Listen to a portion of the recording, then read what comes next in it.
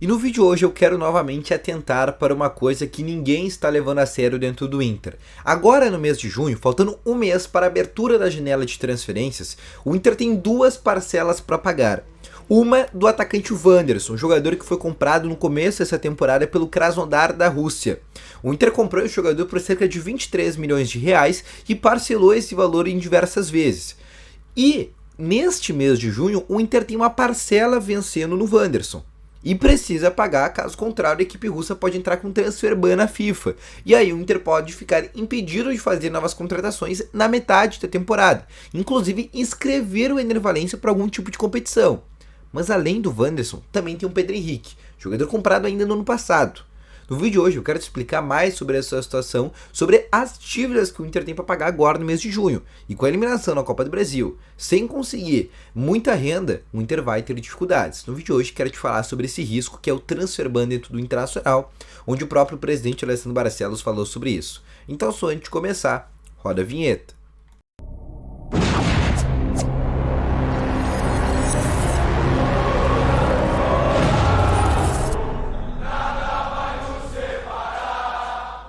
Bom dia, Colorado, sejam muito bem-vindos e no vídeo de hoje eu quero te trazer mais informações sobre o Internacional. E só antes de começar esse vídeo, eu peço para te deixar o teu gostei, te inscrever aqui nesse canal que também é muito importante e ativar também o sininho de notificações. Porque sempre que tem vídeo novo aqui no canal, teu celular sempre vai ficar notificado.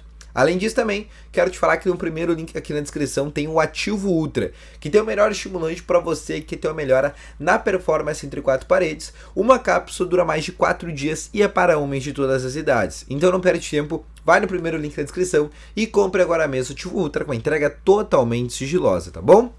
Vamos começar então aqui com as informações sobre o Inter. Eu quero começar aqui falando um treino dessa sexta-feira. O Inter que treina agora pela parte da manhã. E depois o Inter almoça, ainda no CT Parque Gigante. E no começo da tarde já faz a sua viagem para São Paulo. Tá? O Inter amanhã joga contra a equipe do Santos. E por isso o técnico Mano Menezes só vai ter essa preparação nessa sexta-feira para conseguir preparar a equipe.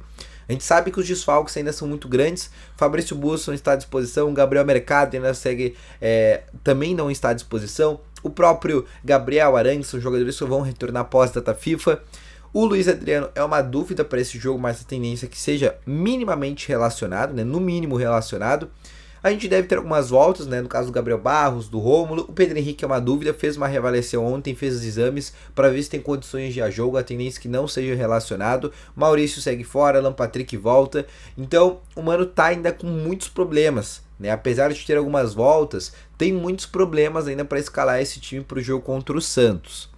O que eu quero trazer aqui de informação importante para ti sobre essa partida, o Santos também foi eliminado nesse meio de semana contra o Bahia, também nos pênaltis, né? O time treinado pelo Daír Helma vem num momento também muito instável dentro do Campeonato Brasileiro. Na verdade, o Inter e o Santos nessa temporada vivem um momento muito parecido. Ambos foram mal nos seus campeonatos estaduais, ambos foram eliminados nas oitavas de finais da Copa do Brasil. O Santos ainda está um pouco pior que o Inter, né? Porque o Santos está na Sul-Americana e hoje não está passando de fase, está ficando na terceira colocação dentro da Sul-Americana.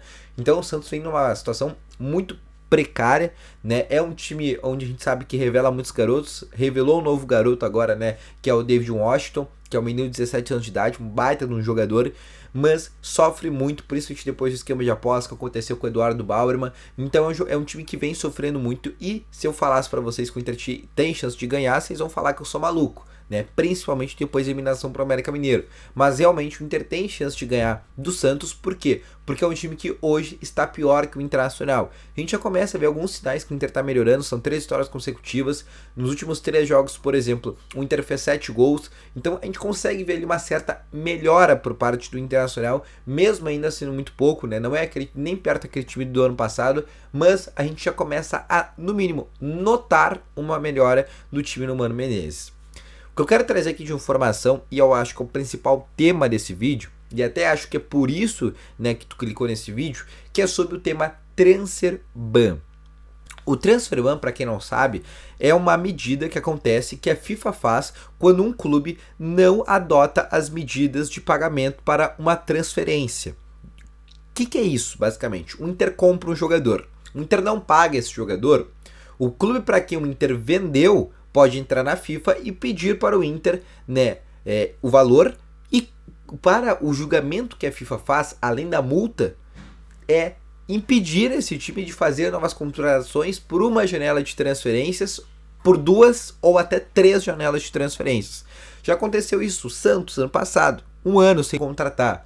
Cruzeiro, o ano que caiu para a Série B, 1 ano sem contratar. Então isso já aconteceu. O Grêmio, no começo do ano, caiu no transfer ban, ficou sem contratar, conseguiu pagar ali o Vila Sante, o Cerro Porteño tirou a ação da FIFA. E o Inter tem uma coisa que pode acontecer.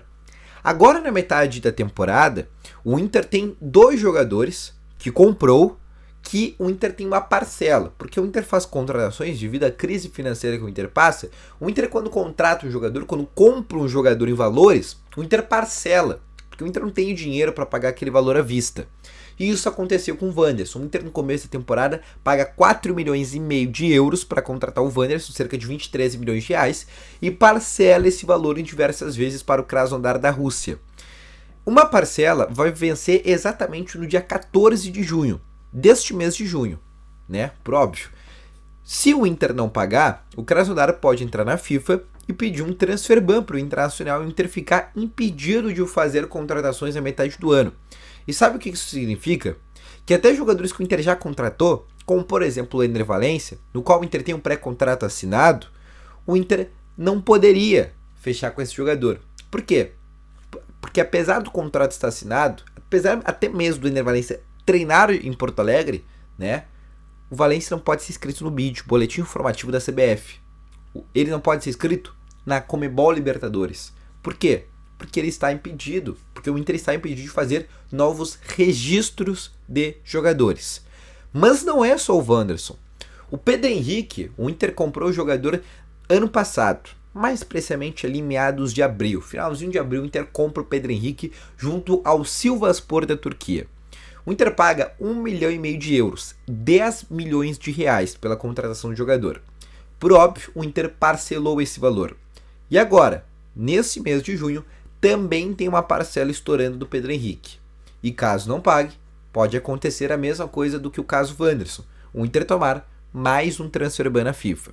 Vale ressaltar que até o momento isso não aconteceu. Mas eu já recebi informações que o Inter está com muitas dificuldades de conseguir arrecadar valores para conseguir pagar essas 2 dívidas. O Inter, só para vocês terem uma ideia, tem diversas dívidas, só de juros bancários, por exemplo, o Inter paga 5 milhões de reais por mês, só de juros bancários de empréstimos feitos lá atrás do clube.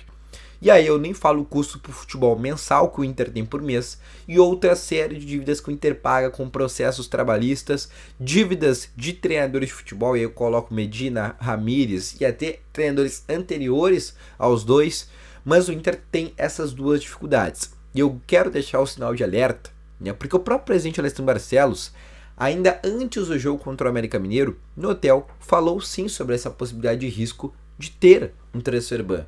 Então, fica essa informação aí para ti, né, para tu ficar atento, né, e acho que até preocupado para uma possibilidade de transfer ban agora na metade da temporada. Esse foi mais um vídeo, espero que tenham gostado. Deixa o teu gostei, se inscreva no canal, volto logo mais. Valeu, falou e fui!